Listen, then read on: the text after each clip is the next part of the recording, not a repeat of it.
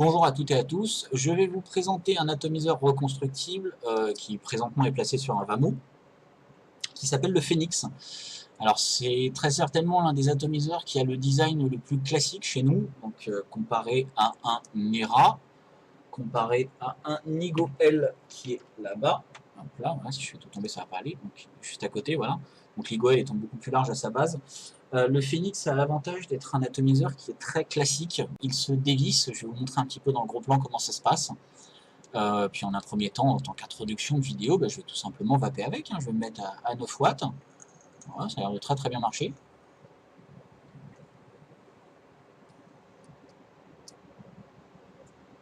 Voilà. Le goût est absolument exquis. Donc on va en plan zoom et puis on va voir ce que ça donne un petit peu en démontant. Donc le gros plan sur le Phoenix, donc atomiseur reconstructible dry. Nous allons enlever le drip tip, hop, le mettre là-bas et vous montrer un petit peu comment est fait ce consommable. Hop là, voilà, nous le dévissons. On a encore un petit peu de fumée qui s'en échappe parce que je viens de terminer le gros plan, enfin le plan large, pardon.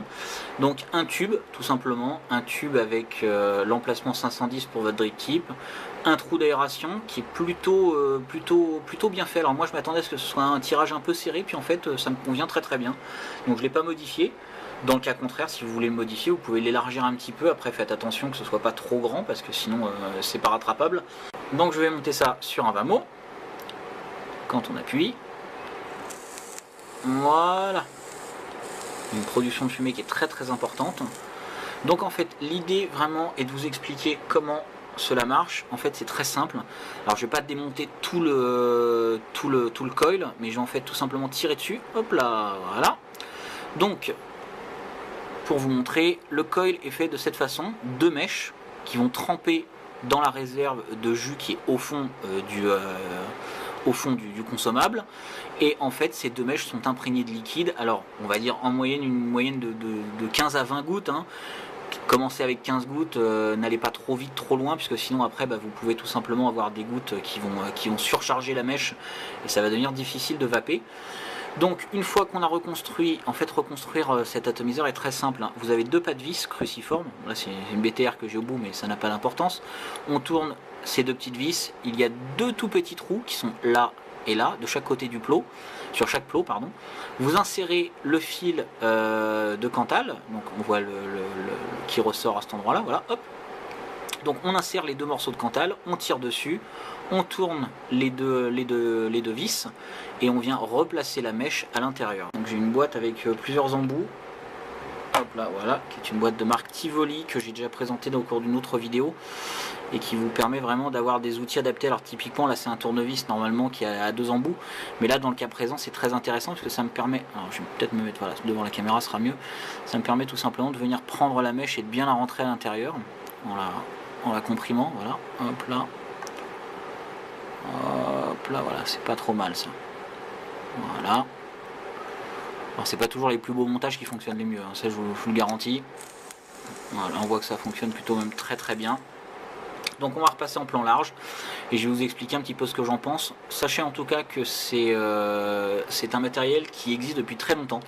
C'est pas du tout une nouveauté, mais le Phoenix c'est très certainement l'une des plus grandes valeurs sûres qu'on puisse trouver sur le marché de l'atto dry. Donc je vais le laisser sur le VAMO et je vais vous présenter ça tout de suite en plan large pour finir la vidéo. Donc voilà, fin du gros plan sur le Phoenix, atomiseur dry reconstructible. Comme je vous le disais il y a quelques secondes, c'est un atomiseur qui a fait ses preuves, hein. Ça fait un petit moment déjà qu'il est sorti, mais c'est très certainement l'une des références du marché. C'est pas mon préféré, je préfère les rats, mais après honnêtement je vous le conseille fortement si vous voulez l'essayer. C'est pas des consommables qui sont très chers, en plus ça permet de les reconstruire, donc ça permet de bricoler, de travailler un petit peu sur son matériel, je trouve ça très sympa. On va le retester.